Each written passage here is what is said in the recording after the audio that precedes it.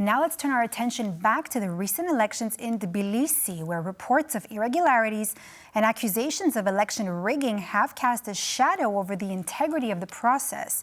Now, the Georgian opposition claims that the election was stolen, with the ruling Georgian Dream party that has aligned itself with Russia has secured a parliamentary majority for a fourth consecutive term. Now, allegations of election irregularities were confirmed on Sunday by international observers, and the opposition has called on Georgians to protest. Now, joining me now to discuss these developments in Georgia as well as in Bulgaria, I'm joined by Maria Simeonova, head of Sofia Office at the European Council on Foreign Relations. Good evening, Ms. Sofia. Thank you so much for being with us here on TVP World this evening. Good evening, and thank you for having me. Now, really, elections taking place across Europe and in the South Caucasus, but let's start with Georgia first. Now, the first and most important question here: many claims that this election was rigged, reports of voter intimidation, violence among the few issues. Could you share your perspective on the validity of these claims? Were these elections conducted fairly and freely? Many election missions, have came up with statements that there was concerning voting intimidation in Georgia during yesterday's vote. So there are quite a lot of statements according to which the voting process was not implemented in the most transparent and just way. But it is important to mention that those elections were very important for the future of Georgia. There was a very high geopolitical stake, and the framing of the elections were whether Georgia will continue its EU integration path or it will turn to Russia and to closer cooperation with Moscow. And apparently the win of the Georgian Dream, the current ruling party there, raises concerns among the very pro-European Georgian population, which, as we saw before the elections, in the weeks before the elections, but not only, has been on the streets and pushing for this EU integration course of the country. And this is how the majority of the Georgian people sees the future of the country. Now, the Georgian Dream Party, like you just mentioned, has suggested that voting for the opposition could destabilize Georgia and potentially lead to conflict and a war with Russia. Of course, this is something that definitely many Georgians are pretty sensitive about. Now, they stuck to this narrative that managed to gain support about stability and peace. Now, how do you respond to Georgian Dream's portrayal of opposition parties as a risk to national security? And essentially, how do you interpret Georgian Dream's victory in this particular context?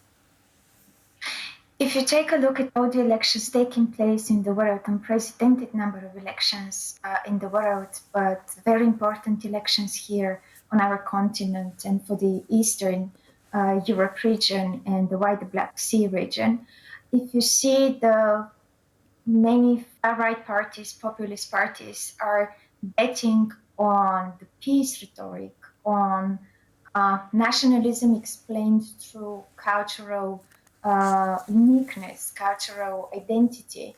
So this is a new narrative, given that the geopolitical context is quite dynamic and tense, and Europe is united in condemning Russia's aggression, but there is another narrative that those parties that want to drift away their country's future from the European Union family, they use this. This is the peace rhetoric. This is, a rhetoric that tries to talk about fear of war, and they represent themselves as the only ones that can bring peace and prosperity, and they try to, portray Europe and the West as fueling the war in Ukraine.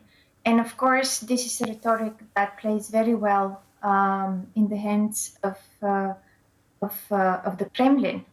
But just to make a comparison, even within the European Union, this is what we are seeing in Hungary. We've been seeing this for many years in the rhetoric of Prime Minister Viktor Orban. We are seeing this in the Czech Republic, where the far-right parties recently marked the win at local elections. We are seeing this in Slovakia, and we are seeing this, of course, in Bulgaria among the far-right parties, but also parties that are kind of prioritizing the peace rhetoric, as I said, similarly to the one in Georgia. Right. I mean, Russian officials, you had Margarita Simonyan even post something on Platform X congratulating Georgia for that. Now, you mentioned fear. Let me ask you something. Opposition leaders are calling for protests. Do you think that demonstrators could significantly impact the political landscape, and can these results be challenged, or would they be able to destabilize the country? To be honest, given the high stakes, given that Russia is apparently kind of harnessing very tough measures for election meddling. And I'm saying this because last week in Moldova there were elections, and there were many accusations that Russia was interfering in the elections in Moldova. So if Russia is pushing so hard on NATO's eastern flank, on trying to influence the election results in these countries, there is we shouldn't exclude a situation where people go on the streets to protest, but then we don't know what the reaction will be by those forces, political forces in the countries that are highly dependent on Russia and that are influenced by the Kremlin. Let's move on to Bulgaria, Ms. Sofia. Now, to our understanding now, the exit polls are in. What does this mean, of the parliamentary elections? Now, take us through those results, and how might they shape the country's political landscape moving forward? We just voted for the 7th time for a little over than 3 years at the snap general elections. We are in an unprecedented political crisis. It's already a political crisis. The difference today is that we're going to see more political parties in the next 51st parliament. And this wasn't the case during the past 6 general elections. Those new parties that will make it to the parliament, most likely because the votes are still being counted, we're going to see 7 or 8 parties in the 240-seat parliament.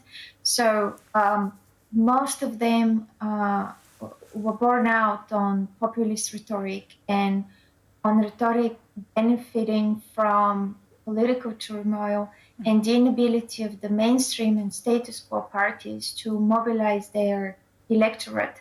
So I think that the fragmentation will even increase in the Bulgarian parliament, and this is already very strong among the Bulgarian society, because the small new parties that will make it to the National Assembly, they don't have clear, comprehensive political programs, and this will be damaging for the political process. This will be damaging for the attempts to form a stable, regular government.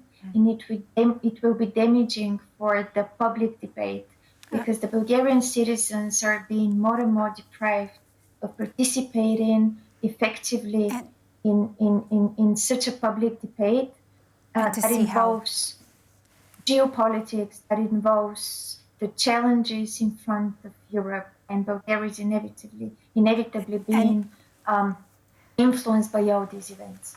And to see how this will definitely unfold. Maria Simeonova, head of the Sofia Office at the European Council on Foreign Relations, thank you so much for your input here today on both the elections in Georgia and in Bulgaria. Thanks for being with us here on TVP World. Thank you for having me. And that's all for this edition of World News Tonight here on TVP World. I'm Diana Skaya. Thanks for watching.